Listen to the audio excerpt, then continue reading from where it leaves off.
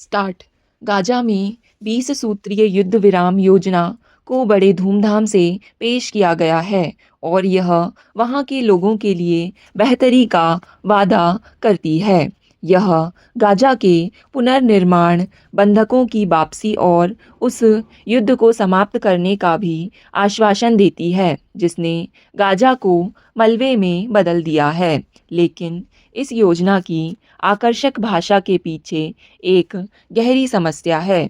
यह परस्पर भरोसे की बजाय हताशा पर आधारित है। अलबत्ता महीनों की बमबारी, भुखमरी और विस्थापन से तबाह हो चुके गाजा के लोगों को तो लगभग कोई भी युद्ध विराम स्वीकार्य ही होगा। इस योजना को ट्रंप का समर्थन प्राप्त है, वहीं इजराइल ने इसका स्वागत किया है। यह पूर्ण युद्ध विराम के बाद गाजा के विसैन्यीकरण और एक अंतिम प्रशासन के तहत उसके पुनर्निर्माण का प्रयास करती है। निगरानी का कार्य एक शांति बोर्ड के हाथ में होगा, जिसमें अंतर्राष्ट्रीय हस्तियां शामिल होंगी। लेकिन दिलचस्प यह है कि इसमें यूएन शामिल नहीं होगा। संक्षेप में इसका मकसद गाजा के राजनीतिक परिदृश्य से हमास को मिटाकर उसकी जगह एक तटस्थ फिलिस्तीनी समिति को स्थापित करना और खाड़ी व पश्चिमी देशों के पैसे से इस क्षेत्र का पुनर्निर्माण करना है। यह शांति समझौते से ज़्यादा एक बिजनेस मॉडल जैसा लगता है। इस योजना को बड़ी खामी हमास को जानबूझकर बाहर रखना है। उसे एक ऐसी पराजित शक्ति के रूप में देखा जा रहा है जो बस धुंधलके में गायब हो जाएगी। लेकिन इतिहास गवाह है कि विचारधाराएं आदेश पर कभी नहीं मरती। हमास सिर्फ एक मलीशिया नहीं है, यह एक गहरा सामाजिक राजनीतिक नेटवर्क है जिसका दायरा पीढ़ियों तक फैला हुआ है। इसमें कोई शक नहीं है कि यह एक आतंकवादी संगठन भी है, लेकिन गाजा की राजनीति और समाज में इसकी जड़ें गहरी हैं।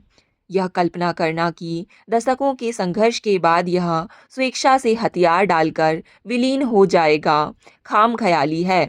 सच यह है कि हमास रणनीतिक रूप से तो युद्ध विराम स्वीकार कर सकता है, लेकिन वह इस राहत का उपयोग फिर से संगठित होने और पुनर्निर्माण के लिए करेगा। विचारधारा, आस्था और पहचान से प्रेरित आंदोलन थकान से फीके नहीं पड़ते। वे अपने लिए नई भूमिकाएं तलाशते हैं। जब तक गाजा को लेकर बनाई जाने वाली कोई भी योजना हमास को एक गैर उग्रवादी शक्ति में बदलने के लिए राजनीतिक स्पेस मुहैया नहीं कराती, गाजा एक ज्वालामुखी बना रहेगा। इस योजना का प्रस्ताव रखने वालों की विश्वसनीयता भी उतनी ही कमज़ोर है। ट्रंप को तो लगता है कि जैसे शांति कोई लेन देन की चीज़ हो। गाजा में निवेश और रीडेवलपमेंट पर उनका जोर एक मानवीय मिशन कम और एक कॉरपोरेट परियोजना ज़्यादा लगता है। क्या इतने जटिल संघर्ष को समझौतों और परिणामों की सरल भाषा से सुलझाया जा सकता है? इसके अलावा ट्रंप का यूएन पर अचानक विश्वास भी हैरान करने वाला है। अपने राष्ट्रपति कार्यकाल के दौरान बार बार यूएन की अवहेलना करने के बाद अब वे उसी संस्था से सहायता, सुरक्षा और निगरानी की उम्मीद करते हैं। फिर यूएन को ही शांति स्थापना के लिए नेतृत्व करने देने, जैसा कि उसने लेबनान और गोलन हाइट्स में प्रभावी ढंग से किया था, के बजाय एक नया शांति बोर्ड क्यों बनाया जाए? यह योजना हमास से बहुत मांग भी करती है, जबकि इजराइल से इतना नहीं मांगती। गाजा से इजराइल की वापसी सुरक्षा मानकों से जुड़ी होगी, जिन्हें वह स्वयं परिभाषित और सत्यापित करेगा। इससे उसे इस प्रक्रिया पर वीटो का अधिकार मिल जाता है। कोई भी छोटी सी घटना गाजा में फिर से इजरायली फौजों की घुसपैठ या युद्ध विराम को स्थगित करने का औचित्य सिद्ध कर सकती है। वहीं इस बात की कोई गारंटी नहीं है कि इजराइल पहले हमला नहीं करेगा। योजना के समर्थकों का तर्क है कि यह टू स्टेट के विचार को पुनर्जीवित कर सकती है, जबकि हकीकत यह है कि यह उसे ठंडे बस्ते में डाल देगी। गाज़ा को एक टेक्नोक्रेटिक प्रशासन के अधीन करके और वेस्ट बैंक का कामकाज लड़खड़ाते फिलिस्तीनी प्राधिकरण को सौंपकर एक फिलिस्तीन के बिखराव को संस्थागत रूप देती है। पश्चिम एशिया में शांति अमेरिका, इजराइल और कुछ खाड़ी राजतंत्रों का सीमित भागीदारों वाला क्लब नहीं हो सकती। भारत भी इजराइल के साथ अपने मजबूत संबंधों, खाड़ी में महत्वपूर्ण ऊर्जा निर्भरताओं और शांति दूत के रूप में वार्ता में शामिल होने का हकदार है।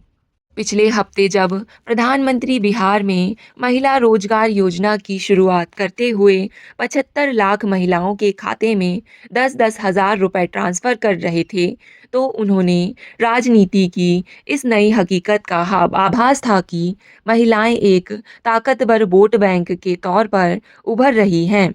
कोई दल उन्हें नज़रअंदाज नहीं कर सकता।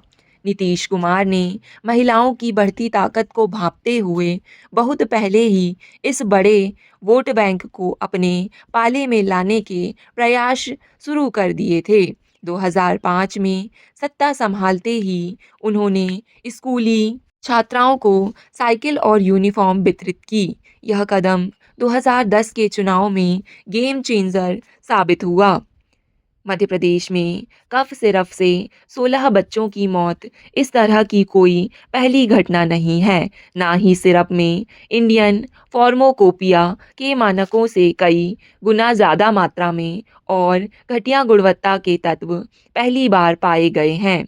2019-20 में जम्मू कश्मीर में 12 बच्चों की दूषित कफ सिरप पीने से मृत्यु हुई थी। अतीत में उज्बेकिस्तान, गाम्बिया और कैमरून में भी घटी इस तरह की घटनाओं ने WHO को तो हिला दिया, लेकिन भारत के रेगुलेटरी सिस्टम का उनींदापन नहीं खत्म कर पाया। पहले तो सिस्टम डिनायल मोड में आया। जब बच्चों की मौतों की खबर से देश के 30 अरब डॉलर के ड्रग निर्यात पर आंच आने लगी, तो सरकार की शीर्ष ड्रग रेगुलेटरी संस्था CDSCO ने बताया कि कफ सिरप में डाई एथेनिल ग्लाइकोल और एथेनिल ग्लाइकोल की अवांछित उपस्थिति पाई गई है।